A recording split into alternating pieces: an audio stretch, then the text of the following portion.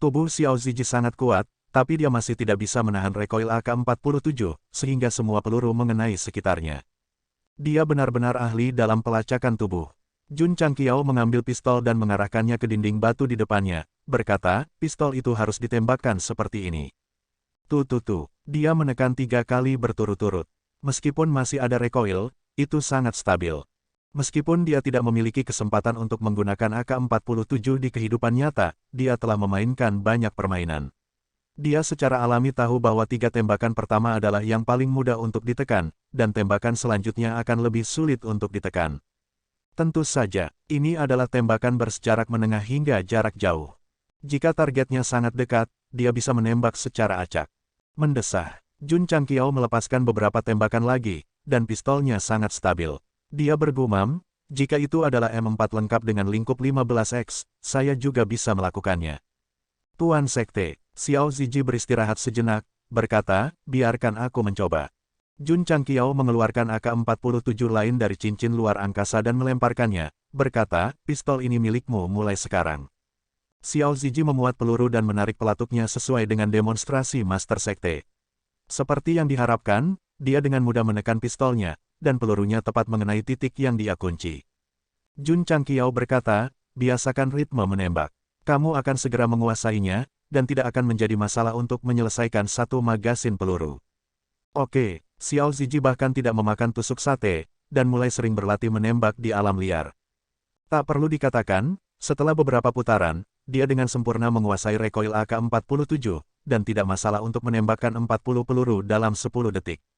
Tapi 40 peluru mungkin tidak semuanya mengenai titik yang sama, dan masih ada sedikit fluktuasi. Kalau tidak, pasti tidak akan ada mundur. Xiao Zuiji mencoba peluru lagi dan tertawa, Master Sekte, meskipun kekuatan senjata ini tidak dapat dibandingkan dengan tipe 88 dan AWM, peluru yang ditembakkannya sangat cepat. Itu benar-benar dapat menekan musuh dengan daya tembak. Jun Changqiao berkata, itu karena tidak ada senjata Gatling. Kalau tidak, kamu akan tahu apa itu penindasan yang sebenarnya. Qing Yang, dia berteriak, kamu juga datang dan coba. Oke, Li Qingyang meletakkan tusuk sate dan mengambil AK-47. Dia meniru tindakan Xiao Zuiji dan menarik pelatuknya. Meski tidak mengenai sasarannya, ia masih bisa melepaskan tembakan yang lumayan. Ketika mereka tidak ada hubungannya di sekte, dia dan Su Xiaomo telah bermain dengan senapan sniper tipe 88. Meskipun mereka tidak terlalu akurat, setidaknya mereka memiliki beberapa pengalaman. Jun Changqiao berkata, senjata ini akan menjadi milikmu mulai sekarang. Luangkan waktumu untuk berlatih dan cobalah untuk menguasainya sesegera mungkin. Ya, setelah menerima perintah, Li Qingyang mulai dengan hati-hati mengajukan pertanyaan kepada saudara muda Xiao tentang menembak, seolah-olah dia adalah siswa yang rendah hati yang bersedia diajar. Sesampainya di depan batu besar tempat Lu Qianqian berada, Jun Changqiao mengeluarkan AK-47 dan bertanya, apakah kamu menginginkannya? Kecantikan sedingin es berpakaian putih seperti peri, menyapu liar dengan AK-47. Memikirkan adegan ini saja membuatnya sedikit bersemangat. Kasihan, Lu Qianqian berkata, Master Sekte, saya lebih suka menggunakan pedang untuk menyelesaikan semua masalah. Meskipun dia menolak, nada suaranya tidak sedingin sebelumnya. Sebaliknya, itu dicampur dengan jejak kebaikan manusia. Lu Qianqian selalu berubah, tetapi karena dia biasanya pendiam, sulit untuk melihat. Tentu saja, untuk benar-benar mencairkan gunung es, tidak hanya sulit, tetapi juga harus cukup panas. Xing Chen, Jun Changqiao memandang Ye Xing Chen, yang berdiri dengan bangga di kejauhan, dan bertanya, apakah kamu menginginkannya? Tuan Sekte, Ye Xing Chen berkata, saya lebih suka menggunakan tinju saya untuk menyelesaikan semua masalah. Brengsek, orang ini benar-benar sok. Untungnya, Su Xiaomo dan Li Fei tidak ada di sini. Kalau tidak, mereka berdua akan mengambil inisiatif untuk memintanya. Mereka bahkan tidak segan-segan untuk saling bergulat hingga kepala mereka berdarah. Ye Xing Chen juga tahu bahwa kekuatan senjata aneh ini luar biasa, tetapi dia lebih suka menggunakan tinjunya atau senjata biasa untuk mengalahkan musuh. Jun Changqiao berkata, aku punya teknik tinju di sini, apakah kamu menginginkannya? Tidak, Ye Xing Chen terkejut, dan buru-buru mengubah kata-katanya, ya. Kaisar Malam, di mana kesombongannya, di mana sikapnya? Jun Changqiao melemparkan tinju tanah longsor kepadanya, dan juga memberikannya kepada Li Qingyang dan Xiao Ziji. Hanya Lu Qianqian dan Zhou Hong yang tidak diberikan. Karena teknik telapak tangan yang ganas seperti ini jelas tidak cocok untuk dikultivasikan oleh para gadis. Zhou Hong adalah seorang pembudidaya pedang, jadi dia secara alami tidak akan mengolah teknik tinju. Sejujurnya, sebagai murid tertua tulang besi, sumber daya seni bela diri yang diperoleh Lu Qianqian hanyalah seni bela diri atribut es dan gelang atribut es. Seni bela diri yang baru saja muncul, Kixuan Sumlau Break dapat dikultivasikan, sementara Raging Flame Cut hanya cocok untuk pembudidaya bela diri pria. Jun Changqiao merasa sedikit menyesal. Meskipun Lu Qianqian kedinginan, tetapi setelah lebih dari 1 tahun kontak, dia dapat melihat bahwa itu tidak lebih dari hati yang dingin. Apalagi, bertransmigrasi ke benua bintang jatuh, ketika dia paling tidak berdaya dan sengsara, dia adalah orang pertama yang bergabung dengan sekte tersebut. Banyak pembaca hanya melihat sikap dingin Lu Qianqian, tetapi tidak melihatnya. Jika bukan karena penampilannya, bagaimana mungkin Master Jun mendapatkan 1 poin kontribusi, membuka mal, membeli paket hadiah besar, dan memiliki modal untuk mendirikan pijakan. Jika bukan dia, ada orang lain. Ini hanya sebuah asumsi. Faktanya, Lu Qianqian adalah yang pertama bergabung. Ini tidak dapat diubah dan tidak dapat disangkal. Jika dia tidak bergabung, akan ada orang lain. Tetapi pada saat itu, perekrutan banyak sekte telah berakhir, dan dia tidak akan bertemu dengan Li Qingyang yang terluka. Dia juga tidak akan merekrut begitu banyak murid untuk mendapatkan ember emas pertama dalam hidupnya. Jun Changqiao sering berpikir bahwa jika Lu Qianqian tidak muncul tepat waktu, pasti akan sulit baginya untuk mengembangkan tulang besi sejauh ini. Karena itu, apakah karakter wanita ini dingin atau kata-katanya tajam, itu tidak memengaruhi posisinya di hatinya. Murid pertama saya bias, apakah ada masalah? Qianqian, Jun Changqiao duduk di atas batu dan berkata, saya memiliki pedang dingin kelas menengah di sini, yang kebetulan merupakan atribut es, cocok untuk Anda gunakan. Tentu saja, dia berkata dengan nada mendominasi, kamu harus mematuhi perintahku. Lu Qianqian, yang ingin menolak, harus mengambil pedang dingin. Secara kebetulan, Jun Changqiao secara tidak sengaja melihat gelang es di pergelangan tangannya, dan dengan santai berkata, kamu masih memiliki gelang itu. Mata cerah Lu Qianqian aneh, dan dia buru-buru menutupi gelang itu dengan lengan bajunya, melompat dari batu dengan ringan, dan berjalan ke depan di mana tidak ada seorang pun, seolah-olah dengan sengaja menjaga jarak tertentu dari Master Sekte. Kapan dia bisa membuka hatinya yang terbungkus es? Jun Changqiao menggelengkan kepalanya, mengeluarkan tinju pemisah bumi runtuh gunung, dan mulai memahaminya dengan cermat. Ding, sebuah prompt datang dari casting pavilion, dan Cloud Walking Boots disempurnakan. Sementara Jun Changqiao dan Lu Qianqian sedang berinteraksi, Ye Xingchen telah dengan kasar membalik-balik teknik tinju, dan diam-diam berseru, teknik tinju ini sampai ekstrim, saya khawatir itu tidak lebih lemah dari seni bela diri suci tingkat rendah. Seperti yang diharapkan, Master Sekte menjadi lebih baik dan lebih baik. Tinju pemisah bumi runtuh gunung mewarisi keunggulan biasa dari sistem store, yang mudah dipelajari, tetapi sulit untuk dikuasai. Dengan bakat Ye Xingchen, dia memiliki pemahaman awal setelah beberapa saat. Saat dia hendak menguji kekuatannya, dia secara tidak sengaja melihat ke arah Master Sekte, dan ekspresinya tiba-tiba menjadi lamban. Apa yang dia lihat? Dia melihat Jun Changqiao berjongkok di atas batu, lalu mengangkat kakinya dan melepas sepatu botnya. Melepas sepatu bot dan kaus kakinya di depan umum. Sebagai Master Sekte, kualitas macam apa ini? A+ Dark Mode of perbaikan kata. Meskipun mereka berada di hutan belantara, tindakan Jun Changqiao melepas sepatu botnya agak tidak beradab. Jika itu Ye Xingchen, dia pasti tidak akan melakukannya. Karena ini masalah kualitas dan prinsip. Jun Changqiao tidak terlalu memikirkannya. Dia melepas satu dan kemudian yang lain, bertindak sangat santai. Dia bahkan mengangkat kakinya dan mengendusnya, yah, itu tidak bau. Gan, Kaisar Malam langsung ketakutan. Sebagai pemimpin sekte, dia benar-benar melakukan hal yang sangat tidak senonoh. Memikirkan bagaimana dia baru saja menerima manual rahasia darinya, Ye Xingchen, yang sedikit terobsesi dengan kebersihan, hampir berlari ke sungai untuk mencuci tangannya. Jun Changqiao melambaikan tangannya dan mengeluarkan Cloud Walking Boots yang baru disempurnakan. Karena bahan pelengkapnya adalah bulu, itu adalah sepatu kulit. Warnanya putih pucat dan terlihat agak besar. Namun, setelah memakai Cloud Walking Boots, secara ajaib itu menyusut dan menyamai kakinya. Tidak hanya cocok, tetapi juga cukup nyaman. Baru pada saat itulah Ye Xingchen menyadari bahwa pemimpin sekte akan mengganti sepatu botnya. Namun, dia mengangkat kakinya dan mengendusnya. Setelah mengenakan Cloud Walking Boots, Jun Changqiao berdiri berjinjit dan berkata, saya merasa sedikit lebih ringan dari sebelumnya. Sambil berbicara, dia mengeluarkan kakinya yang panjang yang hanya bisa digarap di Photoshop dan mulai berlari. Kecepatannya jelas lebih cepat dari sebelumnya. Namun, itu hanya peningkatan kecepatan 10%. Jika dia tidak berlari untuk waktu yang lama, akan sulit untuk merasakannya secara langsung. Ye Xingchen telah memperhatikan Jun Changqiao. Dia dapat dengan jelas melihat bahwa saat kakinya menyentuh tanah, sepatu bot baru itu akan berkedip dengan cahaya redup. Dia diam-diam menebak, mungkinkah itu semacam harta yang dapat meningkatkan kecepatan seseorang. Sebenarnya, Cloud Walking Boots kelas menengah tidak bisa dianggap sebagai harta karun dan hanya bisa diklasifikasikan sebagai perlengkapan. Setelah menguji lari normal, Jun Changqiao menggunakan Cloud Walking Steps dan meningkatkan kecepatannya sebesar 20%. Ada perubahan yang jelas segera. Lampu kilat Cloud Walking Boots juga lebih terang dari sebelumnya. Itu bisa dilihat. Ketika kecepatan meningkat, cahaya akan meningkat. Yang lebih menakjubkan adalah ia juga memiliki kemampuan untuk meningkatkan lompatan.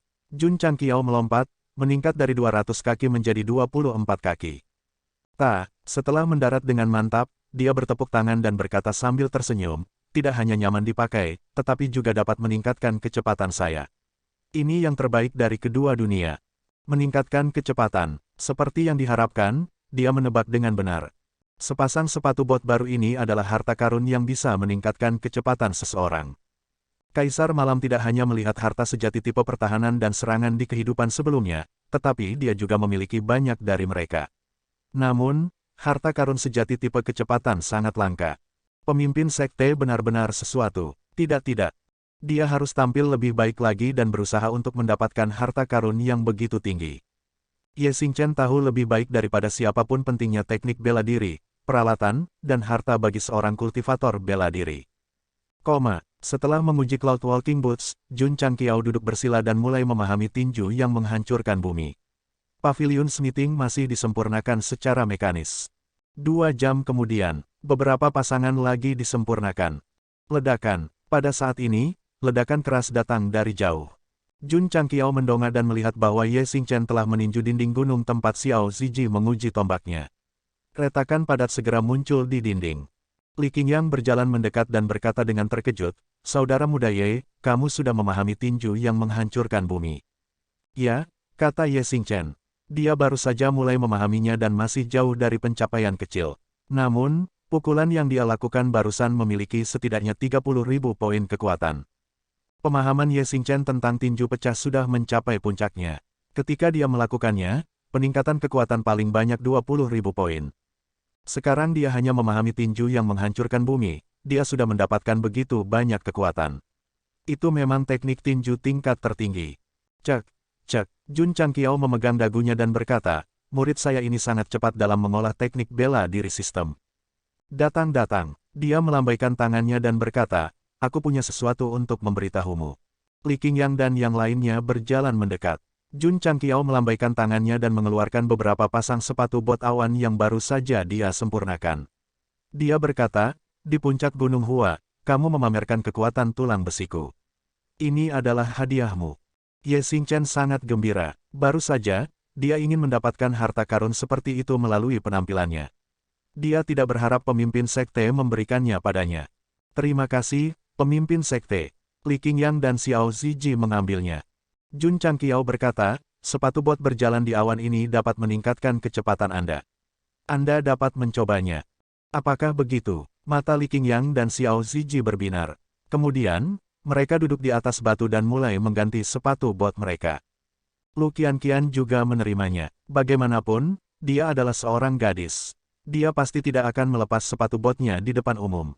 Adapun Lord Nighttir kami yang misofobik, dia memegang sepatu Cloud Walking yang ringan dan ekspresinya menjadi sangat menarik. Haruskah dia mengubahnya sekarang? Atau haruskah dia mengubahnya setelah kembali ke sekte? Pemimpin sekte, Xiao Ziji adalah orang pertama yang berubah. Kemudian, dia melompat dan berkata dengan gembira, setelah memakai sepatu bot berjalan di awan, tubuhku terasa jauh lebih ringan. Aku punya perasaan yang sama. Li Qingyang juga berganti pakaian. Jun Changqiao tersenyum dan berkata, saat berlari normal, kecepatanmu akan meningkat 10%. Saat menggunakan teknik gerakan, itu akan meningkat 20%. Sangat kuat. Li Qingyang dan Xiao Ziji segera melebarkan mata mereka. Jika berlari secara normal sejauh 100 kaki, itu akan menjadi 10 kaki lebih banyak dari biasanya. Jika berlari secara normal sejauh 100 kaki, itu akan menjadi 20 kaki lebih banyak dari biasanya. Ini pasti sangat kuat. Suara mendesing. Suara mendesing. Di padang rumput yang luas, Li Qingyang dan Xiao Ziji mulai mengujinya. Mereka terkadang berlari dan terkadang menggunakan teknik gerakan. Ketika mereka akhirnya berhenti, mereka berkata serempak dengan gembira, sepatu bot berjalan di awan ini luar biasa. Petik 2, petik 2. Di sebelah mereka, Ye Xingchen menundukkan kepalanya dan mengepalkan tinjunya. Pada saat ini, dia menderita siksaan mental yang besar. Pikirannya dipenuhi dengan pemikiran apakah dia harus melepas sepatu botnya dan mencoba sepatu bot berjalan di awan. Tidak, dalam kehidupan sebelumnya, dia adalah kaisar bela diri. Bagaimana dia bisa berperilaku seperti orang biasa dan melakukan hal seperti itu di depan orang banyak? Tunggu, itu di kehidupan sebelumnya. Dia bukan kaisar bela diri sekarang.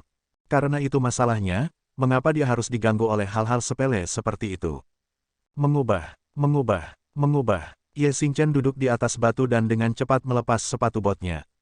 Dia berganti ke sepatu bot awan dan berlari dengan tidak sabar. Kaisar malam, di mana kualitas Anda, di mana prinsip Anda? Suara mendesing. Setelah serangkaian tes, Ye Xingchen berhenti dan berkata dengan tegas di dalam hatinya, bagaimana mungkin sepasang sepatu bot yang dapat meningkatkan kecepatan dibuat di benua bintang jatuh? Itu pasti dari alam atas. Kaisar malam kami telah masuk lebih dalam dan lebih dalam ke jalur, Jun Changqiao datang dari alam atas dan tidak bisa melepaskan diri darinya. Itu bisa dimengerti. Lagi pula, ada terlalu banyak sumber daya seni bela diri yang langka dan aneh. Ayo pergi. Jun Changqiao menjentikkan jarinya. Dalam perjalanan, dia tidak lupa untuk memahami tinju yang menghancurkan bumi. Namun, dia tanpa sadar memasuki hutan yang gelap. Suara mendesing. Angin dingin bertiup, membuat bulu kuduk berdiri. Jun Changqiao melihat sekeliling dan bergumam, mengapa saya tidak melihat mereka dalam perjalanan ke sini? Sistem tidak bisa berkata-kata. Dalam perjalanan ke sini, tuan rumah mencari bandit di mana-mana dan tidak mengikuti rute normal. Secara alami, dia menghindari mereka dengan sempurna. Pemimpin sekte, Li Qingyang berkata dengan sungguh-sungguh, aku khawatir ada binatang buas yang kuat di sini. Suara mendesing. Raja Serigala Badai mengeluarkan geraman rendah seolah memberitahu tuannya bahwa hutan itu tidak biasa dan tidak boleh dimasuki begitu saja. Setelah mempertimbangkan dengan cermat, Jun Chang tersenyum dan berkata, ayo masuk dan lihat. Mari kita lihat harta apa yang bisa kita temukan. Suara mendesing. Tepat ketika mereka akan masuk, mereka melihat seorang kultivator bela diri tiba-tiba melompat keluar dari kedalaman hutan yang gelap. Ada banyak luka di tubuhnya dan darah menyembur keluar. Celepuk. Setelah berlari sebentar, dia jatuh 10 meter dari kelompok dan berkata dengan lemah, semuanya, tolong selamatkan saya. Sebelum dia bisa menyelesaikannya, Jun Changqiao mengendarai Raja Serigala Badai dan memimpin para murid di sekitarnya seolah-olah mereka tidak melihatnya sama sekali. Otot-otot di wajah kultivator bela diri yang terluka membeku dan kemudian dia jatuh ke tanah dan berkata dengan sedih, moralitas publik merosot dari hari ke hari. Tanda pisah. Ketika seorang kultivator bela diri yang terluka parah berlari keluar dari hutan yang gelap dan meminta bantuan dengan lemah, mereka yang bersimpati akan membantu. Namun, Jun Changqiao dan murid-muridnya menutup mata terhadapnya. Apakah ini distorsi sifat manusia atau hilangnya moralitas yang membuat mereka begitu berdarah dingin dan tidak berperasaan? Tuan Sekte, Li Qingyang berkata dengan telepati, apakah kita benar-benar tidak akan menyelamatkannya? Jun Changqiao berkata, tubuhnya penuh dengan luka akibat senjata. Jelas ada seseorang yang mengejarnya. Jika kita menyelamatkannya, itu mungkin akan menimbulkan masalah yang tidak perlu. Li Qingyang memilih untuk tetap diam. Sistem berkata, kamu memiliki gelar orang yang sopan sekarang. Jika kamu tidak menyelamatkannya, itu akan menjadi ironis. Jun Changqiao berkata dengan tidak setuju, orang yang sopan tidak dapat menyelamatkan orang dari api dan air setiap hari. Selain itu, meskipun lukanya serius, itu tidak fatal. Setiap orang, setelah beberapa langkah, pembudidaya bela diri yang terluka tergeletak di tanah berkata dengan susah payah, selamatkan hidup saya. Saya bersedia memberi Anda 100 batu roh. Aku telah berdosa. Jun Changqiao berkata, cepat dan angkat dia. Tanahnya dingin. Petik 2, Mulut Li Qingyang dan Zhou Hong berkedut. Master Sekte segera menjadi ramah saat menyebutkan batu roh. Bukankah dia terlalu realistis? Di benua bintang jatuh yang kejam, wajar untuk menjadi lebih realistis dengan orang-orang yang bukan kerabat atau teman. Ketika dia baru saja pindah, Jun Changqiao telah menyelamatkan Li Qingyang. Sekarang dia bisa lebih berpikiran terbuka dalam menghadapi seseorang yang bermasalah. Itu adalah bukti terbaik dari perubahan mentalitasnya. Suara mendesing. Xiao Ziji melompat turun dari badai serigala dan hendak membawa kultivator bela diri yang terluka ketika puluhan orang berpakaian hitam tiba-tiba terbang keluar dari hutan yang gelap. Orang-orang ini mengepung Jun Changqiao dan yang lainnya dengan kecepatan tercepat. Mata mereka dingin dan ganas. Melihat ini, hati kultivator bela diri yang terluka dipenuhi dengan keputusasaan.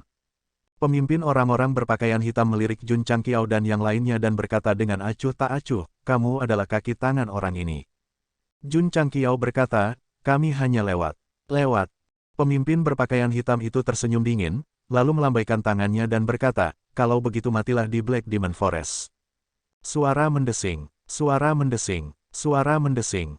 Bawahan di sekitarnya melambaikan tangan mereka dengan liar, dan satu demi satu, senjata tersembunyi yang berkedip-kedip dengan cahaya dingin ditembakkan. Dentang, dentang, Li Qingyang dan Ye Xingchen mengacungkan pedang mereka. Segera, mereka mengacungkan pedang mereka dan menghancurkan semua senjata tersembunyi yang datang kepada mereka. Xiao Ziji memanggil Solid Iron Shield-nya, tidak hanya untuk melindungi dirinya sendiri, tetapi juga untuk melindungi Martial Cultivator yang terluka.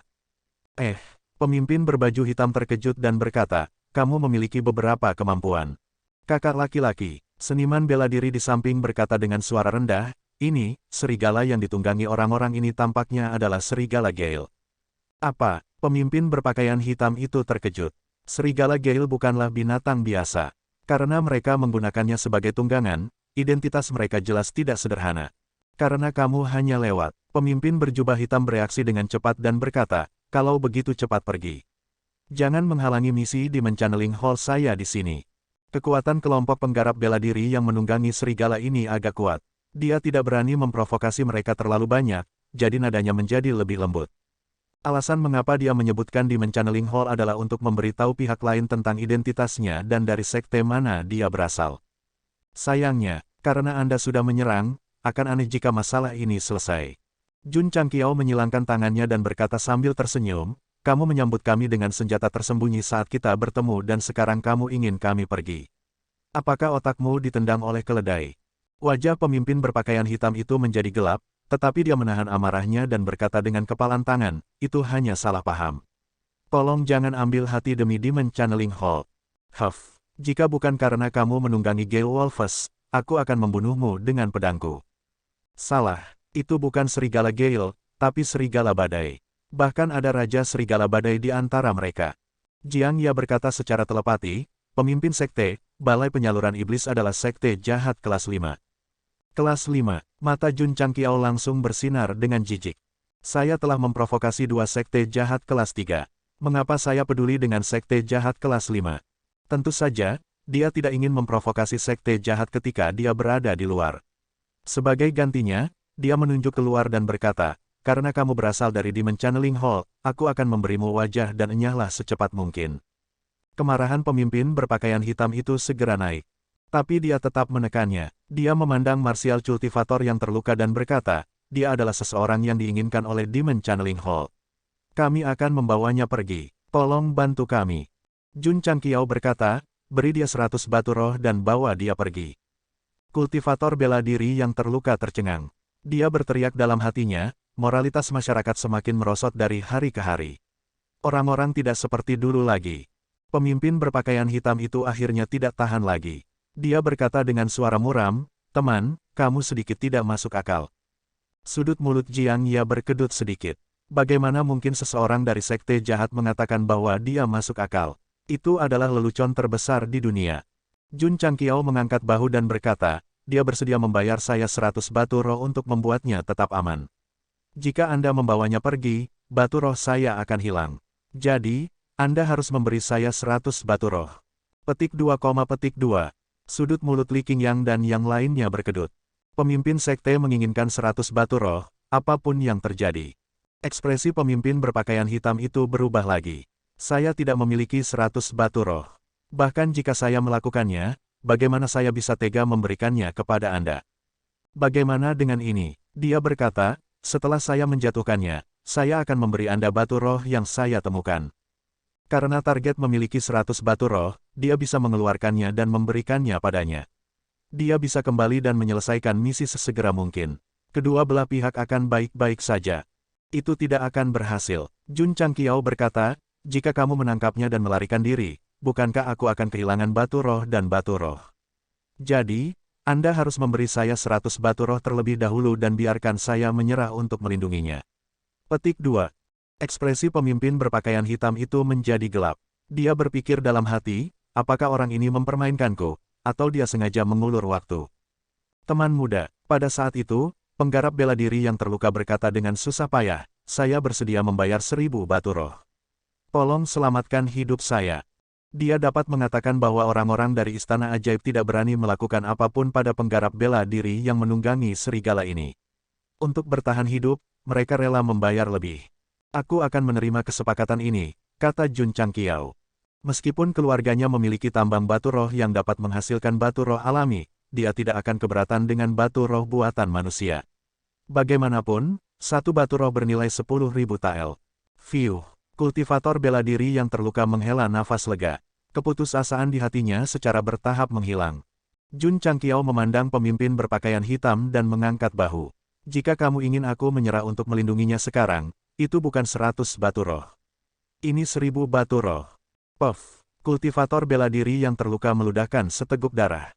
Dia mengutuk dalam hatinya, apakah orang ini memiliki etika profesional? Pemimpin berpakaian hitam bahkan tidak bisa mengeluarkan 100 batu roh, apalagi 1000.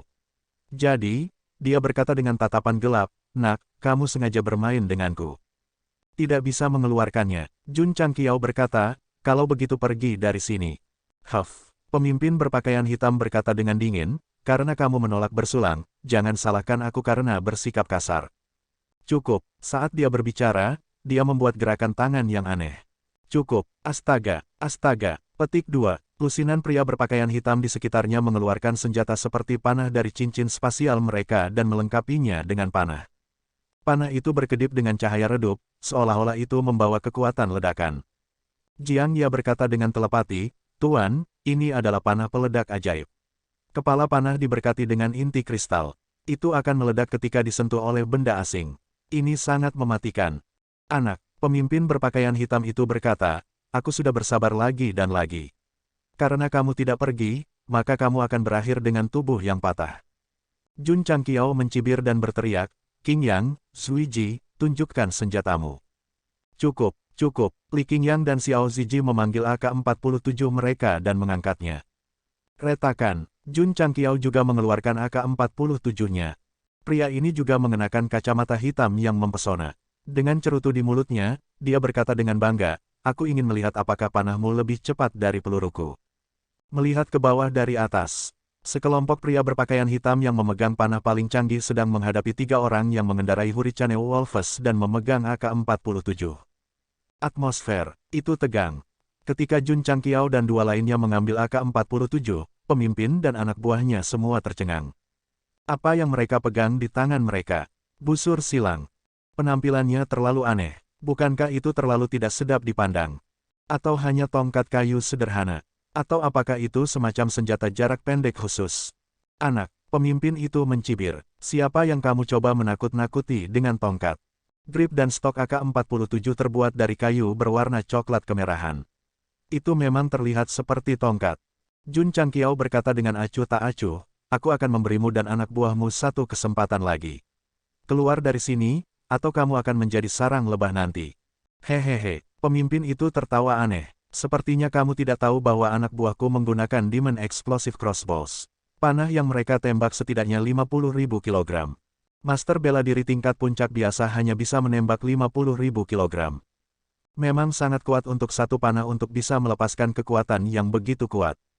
Lebih penting lagi, ada 40 hingga 50 pria berbaju hitam yang dilengkapi dengan busur seperti itu. Kematian panah mereka tidak bisa diremehkan. Tentu saja. Demon Explosive Crossbows sangat mahal, dan biaya Demon Explosive Arrows bahkan lebih tinggi. Menembak panah setara dengan menembak batu roh. Pembudidaya bela diri di benua bintang jatuh biasanya tidak akan menggunakan peralatan seperti itu karena mereka tidak mampu membelinya. Banyak legiun dilengkapi dengan peralatan seperti itu untuk menyerang kota. 50.000 kilogram. Jun Changqiao berkata dengan acuh tak acuh, betapa lumpuhnya. Senjata yang dijual dalam sistem semuanya ditentukan oleh level Crystal Core. Belum lagi 50.000 kilogram, bahkan 100.000 kilogram bisa diproduksi. Selain itu, Crystal Core tingkat tinggi dapat menyimpan 2 peluru AK-47. Itu sangat bagus. Bahkan sekarang, jika kedua belah pihak tidak menyerang satu sama lain tetapi menembak ke udara, pemimpin Sekte Jun bisa melelahkan mereka dan membuat mereka bangkrut. Ayo, mari saling menyakiti. Dia sudah memberitahu mereka kekuatan panah peledak iblis, tetapi penggarap bela diri yang menunggangi serigala ini masih tidak pergi dan masih saling berhadapan. Ini membuat pemimpin berbaju hitam itu marah. Apakah mereka benar-benar berpikir bahwa dia tidak berani memberi perintah untuk menembak karena dia khawatir tentang panah peledak iblis? Desir, pemimpin berbaju hitam mengangkat tangannya, matanya berkedip dengan niat membunuh. Misi yang diberikan oleh para petinggi harus diselesaikan berapapun harganya. Desir, Sua, lebih dari 40 bawahan mengangkat magic explosive crossbows mereka, siap menembak segera setelah tangan bos mereka jatuh. Anak nakal, pemimpin berbaju hitam berkata dengan dingin, pergi ke neraka. Dia menurunkan tangannya dan memberi perintah untuk menembak. Banyak bawahannya mulai mengerahkan kekuatan pada pemicu mereka. Membunuh mereka semua. Pada saat ini, Jun Changqiao memberi perintah. Dadada, dadada, dadada. Ketiga AK-47 segera memuntahkan api saat peluru kecil ditembakkan dari 3 arah yang berbeda, mengguncang ruang dan menyeret aliran cahaya di belakang mereka. Ketika gambar diperlambat, itu tampak seperti pemandangan dari kekaisaran peretas. Ledakan, ledakan, ledakan. Kecepatan tembak yang sangat cepat dan daya tembus yang kuat tanpa ampun menyapu tubuh pembudidaya bela diri berpakaian hitam yang baru saja akan menarik pelatuknya. Beberapa dari mereka melewati kepalanya, sementara yang lain melewati dadanya. Dia dipukul 3 atau 4 kali dalam sekejap. Sementara itu, pembudidaya bela diri di Menchanneling Hall juga telah berhasil menembakkan panah peledak iblis mereka. Namun, begitu terbang keluar dari panah, itu terkena peluru dan langsung meledak, menyebabkan panah peledak ajaib di sekitarnya meledak. Dadada, dadada, bum bum bum. Di hutan belantara, suara tembakan dan ledakan tidak ada habisnya. Kabut dan debu dari peluru juga memenuhi area tersebut. Kultivator bela diri yang terluka tergeletak di tanah sangat terkejut sehingga bola matanya hampir keluar. Meskipun kabut dan debu menghalangi penglihatannya dan dia tidak bisa melihat apa yang terjadi di dalam, 3 penggarap bela diri yang mengendarai binatang serigala tidak terluka oleh panah peledak iblis dan masih aman dan sehat. Mereka mengendarai benda aneh yang terus menyemburkan api di ujungnya. Itu terlihat sangat kuat. Jun Changqiao pertama-tama mengosongkan majalah peluru, mengeluarkan kristal kores, dan memuat ulang majalah itu secepat yang dia bisa. Suara mendesing. Sekali lagi, dia mengangkat AK-47-nya dan menembak dengan liar ke area berkabut. Gerakannya yang dingin dan mulutnya yang tanpa ekspresi sangat mirip dengan Terminator yang diperankan oleh Arnold Schwarzenegger. Pada saat ini, jika pemimpin Sekte Jun disertai dengan musik latar yang sangat panas, itu pasti akan menyenangkan. Mulut Jiang Ya berkedut. Senjata jenis ini seperti senjata tersembunyi. Sangat kuat. Li Qingyang dan Xiao Ziji juga mengosongkan magasin peluru. Pemimpin sekte tidak meminta mereka untuk berhenti. Dia terus mengisi ulang dan menembak dengan senjatanya. Setelah mengosongkan magasin peluru lainnya, Jun Changqiao mengangkat senjatanya, memegang cerutu elektronik, dan meniup cincin asap. Cukup. Li Qingyang dan Xiao Ziji menyimpan senjata mereka.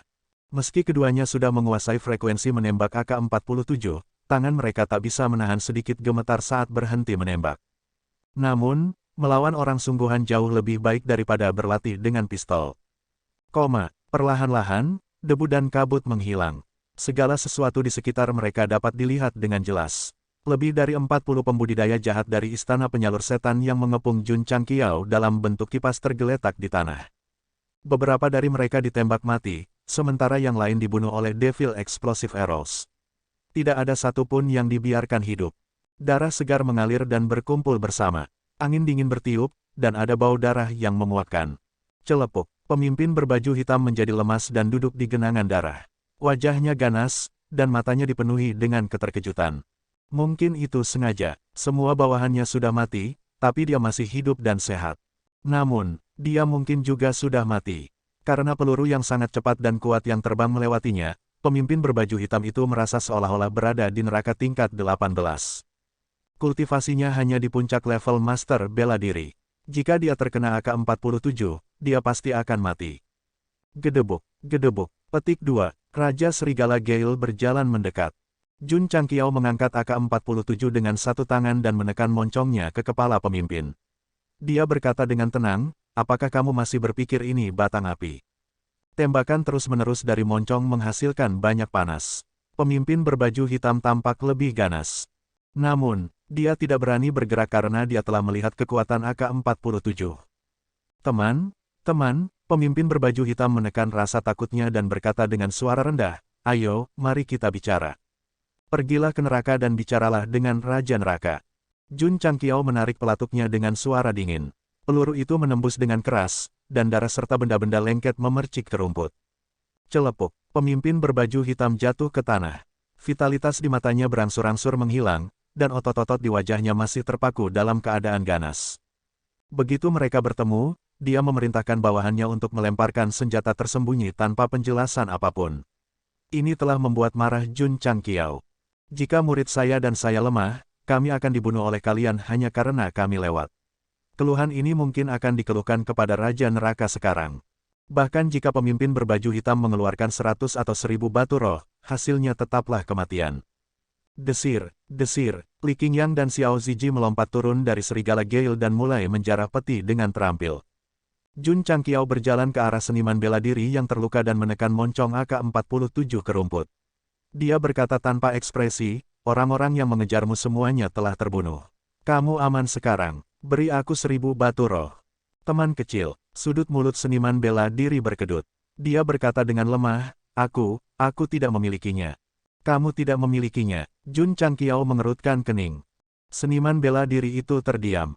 Desir, Jun Changqiao berdiri dan mengisi ulang pistolnya. Dia menarik peniti dan mengarahkan moncongnya ke kepala seniman bela diri itu. Dia berkata dengan dingin, apakah kamu bermain denganku? Ibu Asterisker, untuk 1000 batu roh, saya telah menyinggung sekte jahat kelas 5. Dan Anda memberitahu saya bahwa Anda tidak memilikinya. Apakah karena saya memiliki gelar pahlawan sehingga Anda begitu tak kenal takut? Seniman bela diri secara alami tahu kekuatan batang api. Dia buru-buru berkata, aku memilikinya. Saya punya satu. Petik 2. Kamu bermain-main denganku. Bang!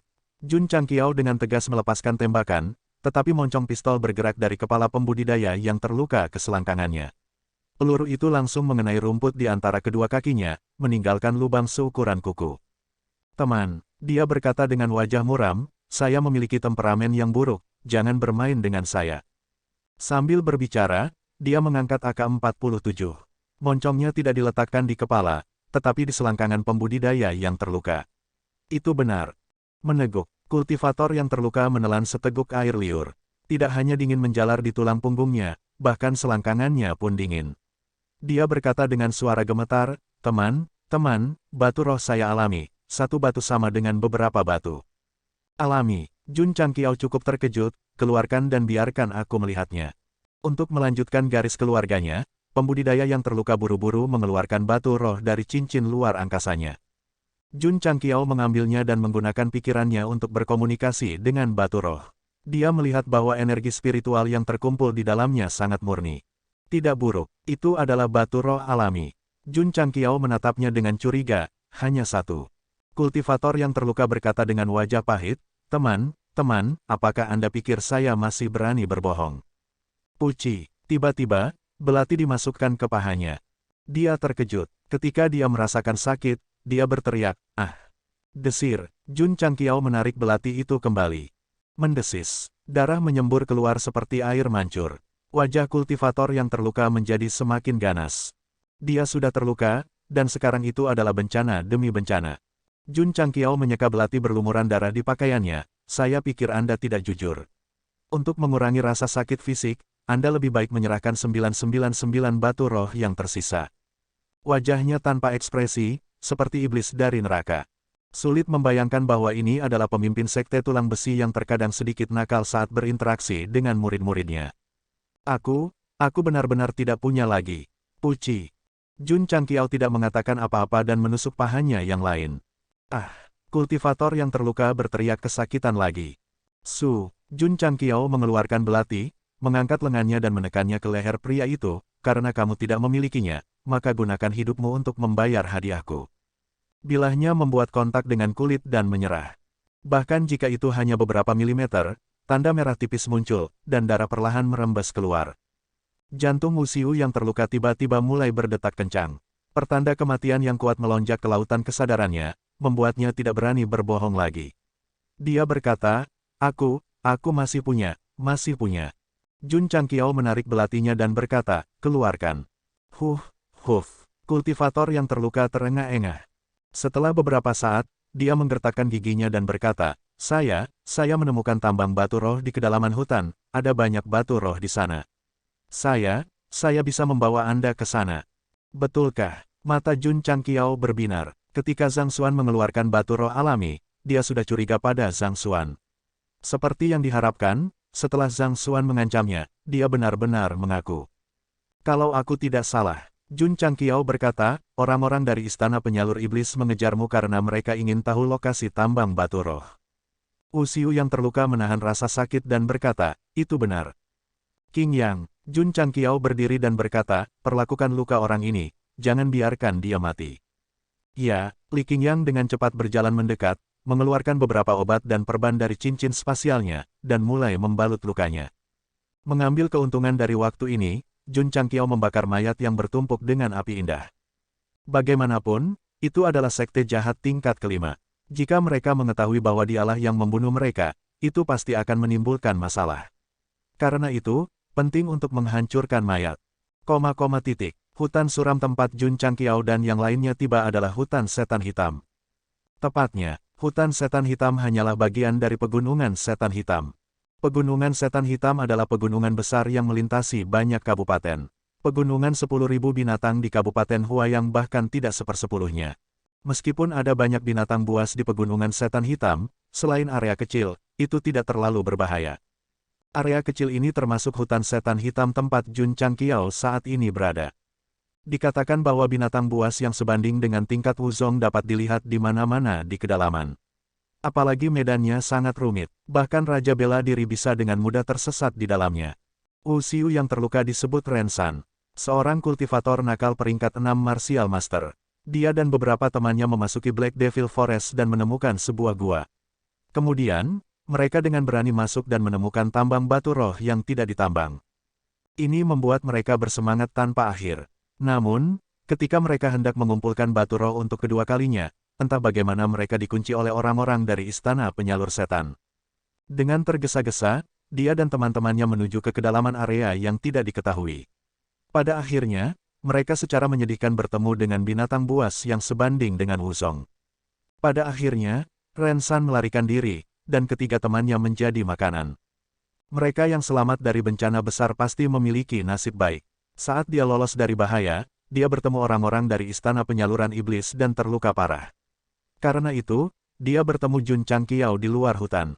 Setelah mengetahui apa yang terjadi, Jiang Ya menggelengkan kepalanya dan berkata, kamu benar-benar tidak beruntung. Ren San duduk di belakang Xiao Ziji, seluruh tubuhnya dibalut perban. Dengan ekspresi pahit, dia berkata, saya akhirnya tahu apa artinya tidak bersalah tetapi bersalah karena memiliki harta karun.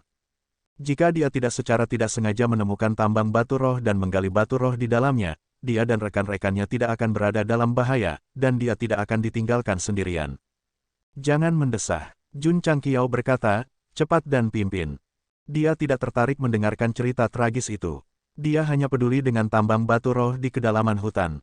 Namun, Jun Changqiao juga memiliki keraguan di hatinya. Munculnya tambang batu roh berarti ada pemulihan energi spiritual. Mengapa orang lain tidak menemukannya? Mengapa beberapa pembudidaya nakal secara tidak sengaja menemukannya?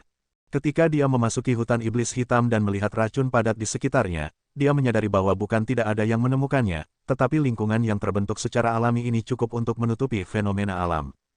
Teman kecil, setelah masuk, Ren San berkata dengan hati-hati, kedalaman dipenuhi dengan binatang buas dari kelas 8 atau 9. Ada juga banyak yang kelas tinggi. Kita harus melanjutkan dengan hati-hati. Jangan khawatir, Jun Changqiao berkata, dengan kami di sini, bahkan jika itu adalah binatang roh, itu sudah cukup untuk menghadapinya. Alasan mengapa dia begitu percaya diri adalah karena Jiang Ya bersamanya. Memikirkan kelompok orang yang telah menggunakan senjata tersembunyi yang aneh untuk membunuh semua pembudidaya jahat dari istana penyaluran iblis, Jiang San secara bertahap melonggarkan kewaspadaannya dan mulai mencari jalan ke tambang batu roh sesuai dengan ingatannya. Mengaum, ledakan. Di kedalaman Black Devil Forest, binatang buas yang sebanding dengan master bela diri kelas 6 baru saja melompat keluar dari kegelapan ketika dibunuh oleh Xiao Ziji dengan satu pukulan. Kemudian, dia mengambil kesempatan untuk mengambil inti kristal dan dagingnya. Ren San diam-diam terkejut. Jadi orang-orang ini tidak hanya mengandalkan senjata tersembunyi khusus, tetapi mereka juga sangat kuat. Dia menjadi lebih berani. Selama dia mengkonfirmasi lokasi, dia tidak akan ragu untuk pergi. 2 jam kemudian, Ren San memimpin Jun Changqiao dan yang lainnya ke area gunung yang runtuh. Ada sebuah gua di daerah yang relatif rendah. Pemimpin sekte, Jiang Ya berkata dengan telepati, racun di daerah ini sangat padat. Indera spiritual saya terbatas. Jun Changqiao bahkan lebih sadar mengapa tidak ada yang menemukan tambang batu roh. Pertama, dibatasi oleh indera spiritual. Kedua, medannya terlalu rumit.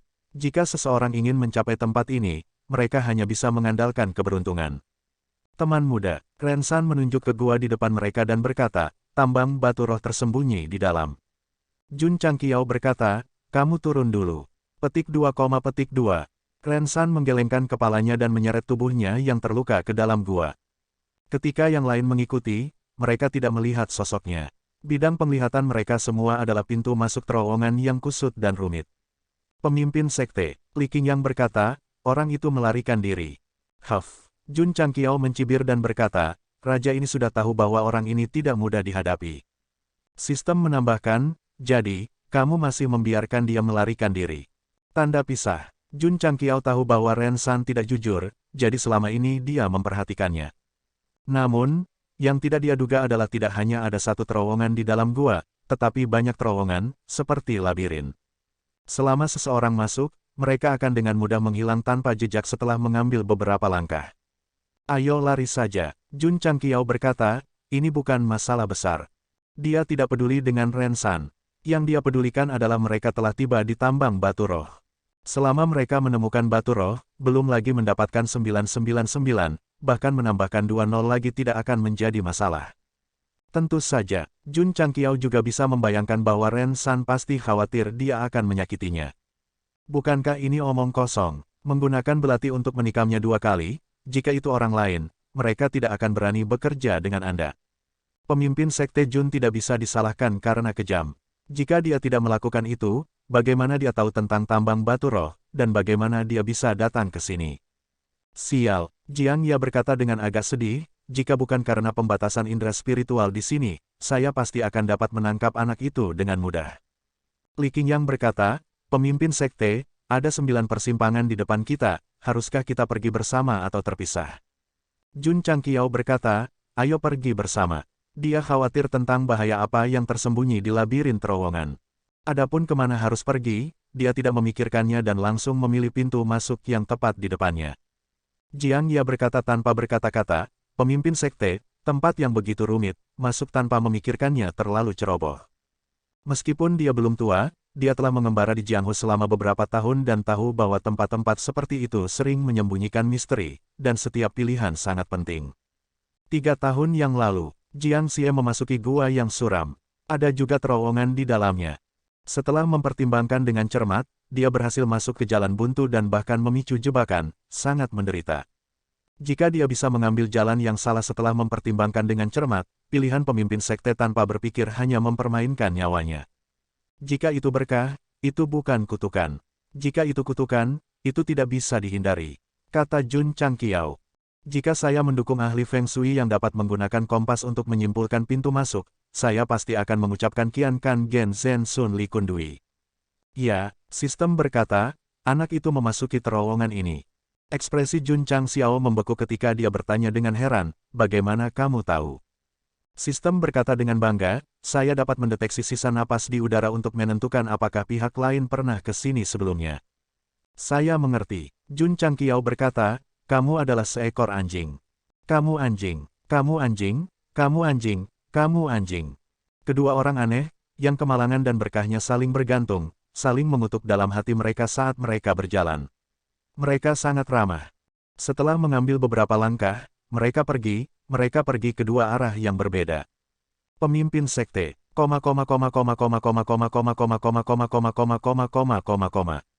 Ayo ke kanan, sela Jun Changxiao. Mulut Jiang Xie berkedut. Sebagai seorang veteran dengan pengalaman dalam eksplorasi, dia menjelaskan dengan serius, tetapi pemimpin sekte sebenarnya tidak mendengarkan. Dia bahkan dengan santai memilih jalan. Apa yang sedang terjadi? Jiang Ya menghela nafas dan bangkit untuk mengikuti. Tidak lama kemudian, mereka sampai di perempatan lain. Kedua sisi terowongan memiliki pola aneh yang sama. Jiang Ya mulai menebak dan membandingkannya dengan pola tadi. Saya mengerti sekarang. Tiba-tiba, dia berkata, ini jelas merupakan tanda yang ditinggalkan oleh seseorang dengan tujuan untuk menemukan arah lain kali.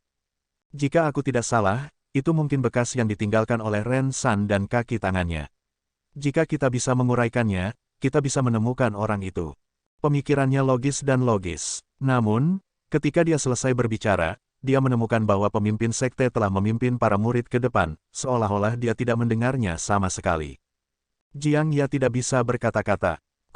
Mereka terus berjalan dan menemukan banyak persimpangan jalan. Jun Changqiao tidak ragu sama sekali. Dia berbelok ke kiri dan ke kanan, dan segera para murid menjadi bingung. Jiang Ya mengikuti di belakang, menahan keluhannya. Saya pernah ke tempat seperti ini sebelumnya. Mengapa pemimpin sekte tidak mendengarkan saya? Kenapa dia harus berlarian seperti lalat tanpa kepala? Tidak, jika mereka terus seperti ini, cepat atau lambat mereka akan tersesat. Pemimpin sekte, Jiang Ya berkata, tidak, ada seseorang. Li Qingyang menggunakan Cloud Trading Steps dan bergegas. Dia langsung meraih Ren San, yang hendak berbelok ke persimpangan lain, dan kemudian, dengan lambaian tangannya, menyeretnya kembali. Jiang Ya tercengang. Dalam labirin terowongan yang begitu rumit, ada begitu banyak persimpangan jalan, dan mereka benar-benar bertemu dengan pria yang melarikan diri sebelumnya. Bukankah keberuntungan mereka terlalu bagus? Keberuntungan, Jiang Ya salah. Pemimpin sekte Jun menemukan Ren San, yang telah memasuki terowongan terlebih dahulu, menurut aura yang tersisa di udara. Celepuk, Ren San jatuh ke tanah. Karena dia menyentuh lukanya, dia langsung meringis kesakitan. Dia melolong dalam hatinya, bagaimana mereka menemukanku? Jun Changqiao berkata, apakah menyenangkan bermain petak umpet? Ren San terdiam. Jun Changqiao menunjuk ke persimpangan di depan dan berkata, aku akan memberimu satu kesempatan lagi. Cepat dan sembunyi, jangan biarkan aku menemukanmu. Ren San sedikit bingung. Jiang Ya, Li Qingyang, dan yang lainnya juga sedikit bingung. Untuk dapat menemukan orang ini di terowongan yang rumit, itu benar-benar keberuntungan yang besar. Pemimpin sekte memintanya untuk terus bersembunyi. Apakah dia tidak bercanda? Ayo cepat, Jun Changqiao berteriak dengan suara yang dalam. Ren San mencoba berdiri dan menyeret tubuhnya yang terluka ke pintu masuk lain tanpa melihat ke belakang. Petik 2, mulut semua orang berkedut. Ini benar-benar bukan lelucon. Jiang Ya pingsan dan berkata, pemimpin sekte, untuk dapat bertemu pria itu di tempat yang begitu rumit, bagaimana kita bisa membiarkannya melarikan diri lagi? Celepuk. Setelah berjalan beberapa persimpangan, Ren San ditangkap oleh Li Qingyang dan dilempar ke depan semua orang. Seluruh tubuh Jiang Ya membatu. Menemukannya pertama kali dapat dianggap beruntung, tetapi menemukannya untuk kedua kalinya jelas bukan suatu kebetulan. Pemimpin sekte, bisakah kamu tidak memukul wajahku seperti ini? Bagaimanapun, dia adalah satu-satunya tetua dari sekte tulang besi kita. Jun Changqiao berjongkok dan berkata, aku akan memberimu satu kesempatan lagi. Cepat dan bersembunyi sejauh mungkin. Ren San ingin menangis tetapi tidak memiliki air mata. Teman muda, aku punya orang tua dan anak-anak untuk diurus. Kamu orang yang murah hati. Tolong biarkan aku hidup. Dia berhenti berlari. Tepatnya, setelah ditangkap 2 kali, dia sudah menyadari bahwa pihak lain pasti memiliki kekuatan khusus yang dapat dengan mudah menemukannya. Lalu untuk apa lari? Dia hanya bisa menyerah. Kamu bisa hidup jika kamu mau. Jun Changqiao berkata, bahwa aku kena di batu roh. Jika kamu berani memainkan trik apapun lagi, kamu akan meninggalkan hidupmu di terowongan. Oke, aku akan membawamu ke sana. Petik 2. Kali ini, Ren San tidak memainkan trik apapun. Mengikuti tanda yang ditinggalkan oleh dirinya dan teman-temannya, mereka segera tiba di pintu masuk gua yang agak luas. Dinding batu di ujungnya bertatahkan banyak biji sebening kristal, dan ada goresan kasar di sekitarnya. Teman muda, Ren San berkata dengan takut-takut, inilah tempatnya. Gua itu cukup besar dan dapat menampung beberapa ratus orang. Dinding batu di depan mereka bertatahkan batu roh alami yang belum pernah ditambang. Mata Jiang Ya dan yang lainnya langsung menyala. Meskipun gunung tulang besi juga memiliki beberapa dan mereka telah menambang sedikit, benda ini memiliki energi spiritual murni, jadi tidak ada yang akan mengeluh tentang hal itu. Jun Changqiao berjalan mendekat, menunjuk tanda kasar di dinding batu, dan berkata, apakah kamu meninggalkannya? Tidak, Ren San berkata dengan wajah kosong, ketika kami pergi, dinding batu itu sangat utuh, tidak ada bekas kerusakan yang tersisa. Lebih-lebih lagi, dia melihat sekeliling dan bahkan lebih bingung, mengapa gua terasa jauh lebih besar daripada yang terakhir kali. Oh, Jun Changqiao memegang dagunya dan berkata, mungkinkah ada orang lain yang tahu tentang urat batu roh ini? Tidak mungkin, Ren San tidak percaya. Lagi pula, tempat ini sangat tersembunyi dan ada binatang buas tingkat tinggi di luar. Jelas tidak banyak orang dengan keberuntungannya. Jun Changqiao tidak peduli apakah ada yang mengetahuinya atau tidak. Apa yang dia pikirkan sekarang adalah bagaimana menggali semua batu roh tanpa meninggalkan satu pun. Meskipun dia kehilangan 999 batu, karena dia telah menemukan urat nadinya, dia pasti akan mengambil semuanya. Adapun Ren San, beri dia beberapa ratus sebagai biaya tenaga kerja. Sistem menertawakan, tuan rumah benar-benar menyesal atas gelar prajurit ksatria. Jika ada fungsi untuk mengambilnya kembali, saya khawatir itu akan diambil sejak lama. Setiap orang untuk dirinya sendiri, dan langit dan bumi akan menghancurkannya. Jun Changqiao menjentikkan jarinya dan berkata, harta karun, mulailah menggali. Li Qingyang dan yang lainnya menerima pesanan, lalu mengeluarkan Cold Edge Sword mereka dan mulai mengelupas batu roh di dinding batu. Ren San terkejut, ini adalah pertama kalinya dia menggali bersama teman-temannya, dan dia telah menghancurkan beberapa batu roh. Orang-orang ini sangat terampil, sama sekali tidak seperti pemula yang menambang untuk pertama kalinya. Teman kecil, Ren San berkata dengan takut-takut, aku sudah membawanya ke tempat itu, bisakah aku pergi sekarang? Dia tidak peduli jika batu roh digali. Dia hanya berharap untuk pergi sesegera mungkin, agar tidak dibungkam oleh orang ini. Sumber daya seni bela diri itu bagus. Tapi dia hanya punya satu kehidupan, jadi itu sangat penting. Kamu tidak bisa pergi. Jun Changqiao berkata, Qian, awasi dia, jangan biarkan dia lolos. Lu Qian tidak mengatakan apa-apa, tapi dia sudah berdiri di depan pintu keluar. Ren San tidak bisa menahan diri untuk tidak menggigil. Dinding gunung itu sangat keras, tetapi di depan ketajaman Cold Edge Sword, itu seperti tahu. Jun Changqiao, Li Qingyang, dan yang lainnya mulai menggali. Hanya dalam 2 jam, mereka telah menggali 6 hingga 700 batu. Pemimpin sekte, Jiang Ya mentransmisikan suaranya, saya khawatir masih banyak batu roh di sini. Jika kita menggali, saya khawatir itu akan memakan waktu lama. Jun Changqiao berhenti dan bertanya, bisakah kamu menghubungi sekte itu? Jiang Ya berkata, dengan pemahaman saya saat ini tentang teknik transmisi suara, saya hanya dapat mencapai jarak 1000 mil. Saya harus menunggangi badai serigala dan melakukan perjalanan sedikit lebih jauh sebelum saya dapat mencapainya. Bawa anak itu keluar, Jun Changqiao berkata, hubungi sekte sesegera mungkin dan minta Hall Master Li memanggil semua anggota Wolf Reader Hall. Ada kekuatan dalam jumlah, jika mereka bisa menggalinya secepat mungkin, mereka akan menggalinya. Baik, Jiang Ya meraih Ren San dengan satu tangan dan membawanya keluar dari gua. Li Qingyang dan yang lainnya terus menggali. Satu persatu, Natural Spirit Stone baru saja diproduksi dan disimpan ke dalam Space Ring. Namun, setelah menggali selama 1 jam lagi, Lu Qian mengerutkan kening dan berkata, pemimpin sekte, ada gerakan di terowongan. Jun Changqiao dan yang lainnya berhenti. Gemerisik, gemerisik, gemerisik. Gemerisik, gemerisik, gemerisik. Gua menjadi tenang, dan suara gesekan terdengar dari pintu keluar. Dan itu semakin jelas dan jelas, seolah-olah ada sesuatu yang merangkak. Li Qingyang mengerutkan kening, pemimpin sekte, tidak akan ada ular sanca atau binatang buas lainnya di terowongan ini, kan? Itu mungkin. Jun Changqiao juga menilai dari suara gemerisik bahwa itu lebih seperti suara ular yang merangkak, jadi dia memperingatkan semua orang, hati-hati. Li Qingyang dan Xiao Ziji meletakkan Cold Edge Sword di depan mereka, mata mereka dipenuhi rasa hormat. Ye Xingchen memiliki ekspresi acuh tak acuh di wajahnya. Baginya, tidak peduli binatang buas semacam apa itu, selama dia berani muncul, dia akan membiarkannya mati. Gemerisik, gemerisik, gemerisik. Suara gesekan dengan tanah menjadi lebih keras, dan sepertinya ada banyak. Mungkinkah sekelompok binatang ular sedang merangkak? Jika orang biasa mendengar suara yang begitu menakutkan di sini, mereka pasti akan ketakutan. Terutama gadis-gadis yang terlahir dengan ketakutan akan ular dan serangga. Mereka mungkin akan gemetar ketakutan dan berteriak keras. Lu Qianqian adalah seorang gadis, tapi dia tidak takut sama sekali. Sepertinya dia tidak takut pada ular, tetapi mungkin takut pada kecoa.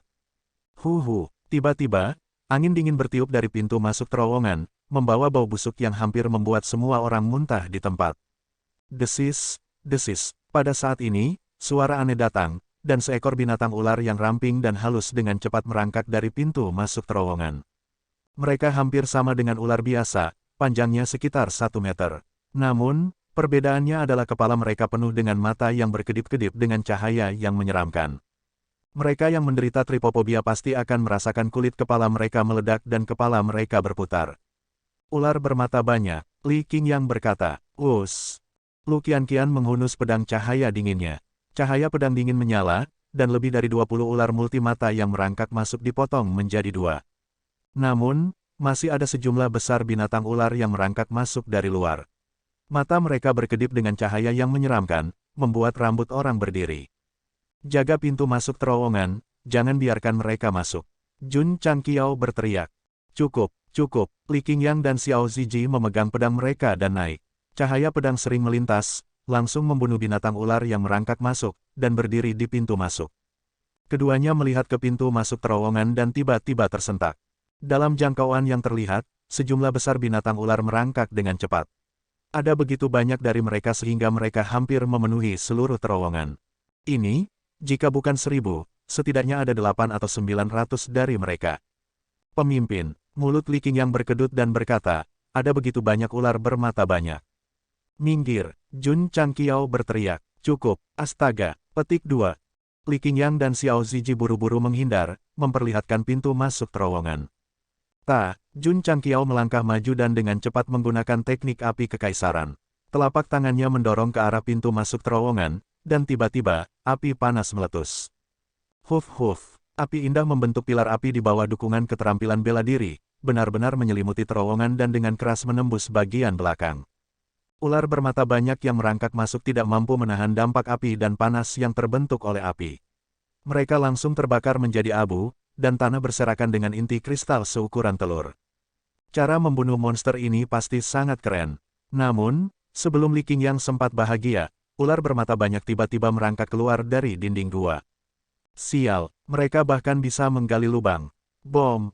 Pada saat ini, dinding di sebelah kiri tiba-tiba runtuh, dan ular bermata banyak yang tebal dan besar merangkak keluar. Ukuran tubuhnya bisa diklasifikasikan sebagai piton. Raja ular bermata banyak, Li Qingyang berkata dengan sungguh-sungguh. Ledakan, ledakan, ledakan, dinding di arah lain runtuh, dan Raja Ular bermata banyak yang bertubuh tebal muncul satu demi satu. Di belakang mereka, ular multimata yang tak terhitung jumlahnya berkumpul. Sekilas, orang dapat menentukan bahwa setidaknya ada 2 atau 3.000 dari mereka. Melihat begitu banyak ular dan begitu banyak Raja Ular, Jun Changqiao dan yang lainnya tiba-tiba menyadari bahwa terowongan rumit di luar mungkin digali oleh mereka. Tempat ini bukan hanya tambang batu spiritual, tetapi juga sarang ular besar.